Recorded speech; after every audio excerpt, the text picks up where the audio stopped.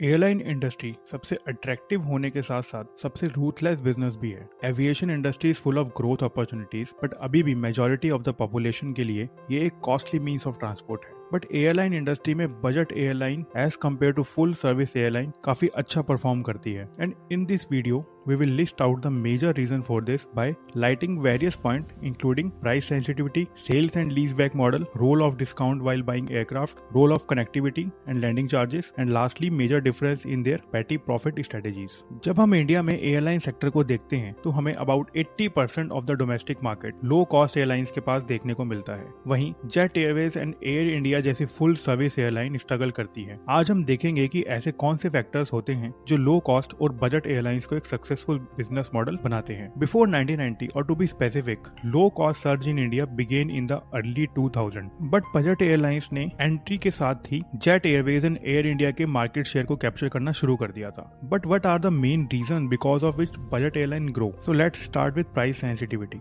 Generally budget airlines 10 to 20% less expensive होती है अपने कंपटीटर से, एंड इंडियन मार्केट बहुत ही ज्यादा प्राइस सेंसिटिव है, and this is where budget airlines comes in light with a lower and cheaper fare as compare to full service airlines. And जब मैं प्राइस सेंसिटिविटी की बात करता हूँ तो इसका मतलब है the only thing people are concern about in budget airline is lower fares and aircraft, and that's why all the other factors like airline loyalty and in flight services and the amount of comfort take a back seat to ticket prices. And due to this full service airline जैसे Air India and Vistara leads to higher prices, and यही factor mainly उन्हें uncompetitive बनाता है, although they provide in flight entertainment and meal services, but passenger prefer cheaper ticket over these services, and this is the main reason behind collapse of Jet Airways in 2019. Next is sale and lease back model.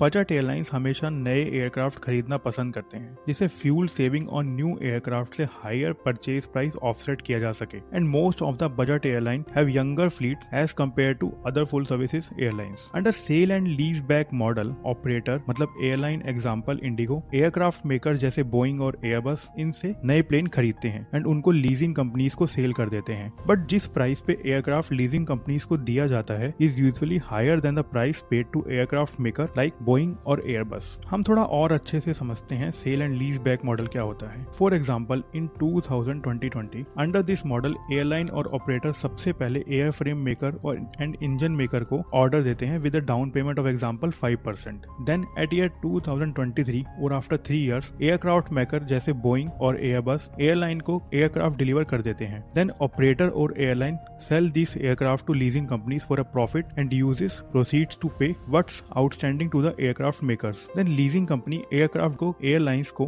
Lease पे दे देती है, example for 5 years. Then at the end of it aircraft is transferred to leasing companies. So at year 2020, if airline operator make aircraft purchase agreement, let's say for 20 aircraft for $55 million apiece, then after 3 years in 2023, 3 separate back-to-back transaction होगी. The first to take delivery of aircraft, the second to sell to leasing companies at $60 million by making a profit of $5 million, and third is to lease back the same aircraft. Then in 2028 ये सारे plane leasing companies को वापस कर दिए जाएंगे, and when they sells aircraft to leasing companies airline receive cash inflow, जिसको जो भी अमाउंट ड्यू है एयरक्राफ्ट से रिलेटेड उसको पे करने में दिया जाता है। एंड अगर सेल वैल्यू ज्यादा है डेट से against the aircraft, then the airline will receive a positive cash flow. But leasing company ऐसा करती क्यों है? बिकॉज एट फर्स्ट इनको नए एयरक्राफ्ट नहीं खरीदने पड़ते हैं, नेक्स्ट इनके पास एसेट जनरेशन होता है, देन एक एस्टेब्लिश कस्टमर भी इन्हें रेडी मिलता है, and above all they still generate lease income from the airline. And airline को भी बहुत सारे बेनिफिट्स होते हैं along with profit, and because aircrafts are owned by lessor, so airline can save on depreciation which increases profit. And aviation experts के according 5 और 6 years के बाद एयरक्राफ्ट को लीजिंग कंपनीज को रिटर्न करना एयरलाइन के लिए काफी बेनिफिशियल भी रहता है, क्योंकि एयरलाइंस को बार बार अपना फ्लीट रिन्यू नहीं करना पड़ता, एंड साथ में कॉस्टली मेंटेनेंस एंड रिपेयर्स भी नहीं करवाना होता। Next factor is humongous discount, like IndiGo grabbed a discount of 40% on Airbus A320, and अभी रिसेंटली अकासा ने भी 100 737 मैक्स एयरक्राफ्ट खरीदे हैं with a discount of around 50%, and it's nothing like luck in it. In fact budget airlines bulk order ही इसलिए place करती हैं जिससे हैवी डिस्काउंट्स का बेनिफिट ले सके, एंड जनरली बजट एयरलाइंस के पास 1 to 2 टाइप्स ऑफ एयरक्राफ्ट ही होते हैं, जिससे pilots, flight attendants and mechanics and ground staff को अलग अलग ट्रेनिंग नहीं देकर कॉस्ट सेविंग हो सके। Next factor is connectivity. connectivity. Due to huge revenue, airlines like Indigo and SpiceJet बहुत massive order place कर पाती हैं, जिससे इनके पास काफी बड़ा fleet होता है, and this leads to more daily flights, new routes and more connection on high frequency routes.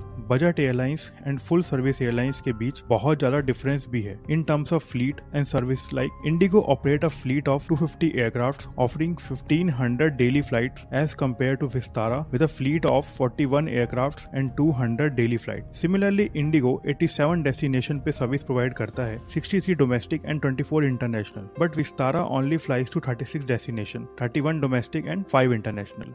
But budget airline short trips और बजट ट्रैवलर के लिए ज्यादा अच्छी होती है because it lacks luxury like lack of leg room, and in some budget airlines they don't offer reclinable seats to save initial cost and maintenance cost. Budget airline will schedule only for 30 to 45 minutes between the landing and the takeoff, and इससे delays बहुत कम हो जाता है. That means cost saving, and it leads to cheap fares because passengers को idle start का amount bear नहीं करना पड़ता है. And generally these airlines avoid connection between their flights because connection से cost increase होती है, and ultimately passenger have to pay for ground crew to transfer back, and it involves complicated ticket structure system too. Because अगर कोई भी passenger flight delay की वजह से अपनी कनेक्टिंग फ्लाइट मिस कर देता है तो उसको रीबुक करना पड़ता है. Although it includes in ticket price, but budget airline motive is to cost cutting by every possible means. Some more example of cost cutting is that they avoid to operate from expensive airports जहाँ landing charges ज्यादा होता है, क्योंकि ज्यादा landing charges मतलब ज्यादा operational cost and high ticket price. But अगर budget airlines expensive airport से ऑपरेट करती भी है तो भी इन set amount of flights per day. So supply and demand dictates that landing fees are high and slots are regulated. And operator generally less busy hours में ही operate करते हैं जब landing fees low होती है and chances of